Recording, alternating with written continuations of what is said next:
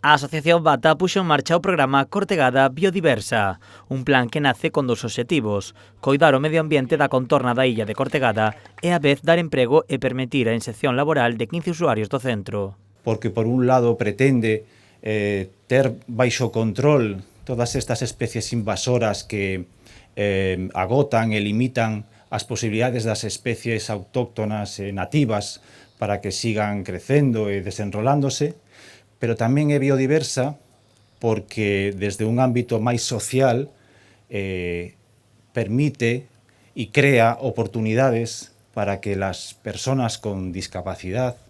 puedan demostrar que pueden, que quieren y que pueden formarse y desarrollar unha actividade profesional en igualdade de condicións. Co programa non axudarán só a illa de Cortegada, senón tamén a toda a costa de Vilagarcía dende Vilaxoán ata Bamio. Ante o bo facer do seu traballo, o presidente da Xunta, Alfonso Rueda, e a conselleira de Medio Ambiente, Ángeles Vázquez, achegáronse a Cortegada para ver en primeira persoa o desenvolvemento deste proxecto. Un traballo útil e necesario e imprescindible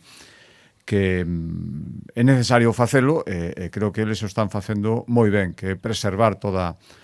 o ecosistema que aquí hai, arrancar as especies invasoras, mantelo todo limpo, facelo atractivo para que tanta xente que quere vir a visitar esta illa, o resto do Parque Nacional e todo o entorno que hai aquí,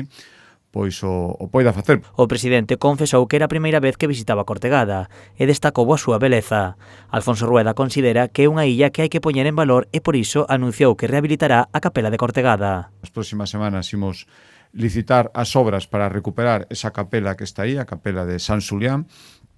600.000 euros, un investimento importante, pero logo cando quede totalmente restaurada vai ser un atractivo máis, vai outra vez a recuperar toda a memoria desta illa que leva habitada tantos séculos, que ten tanta historia e que a ten que seguir tendo. Ahora unha historia diferente, unha historia para que o poidan disfrutar moitísimos visitantes. A obra sairá a licitación por un importe de 600.000 euros. Dende a Xunta queren que esta capela se sume aos bens de interese cultural do Parque Nacional das Illas Atlánticas.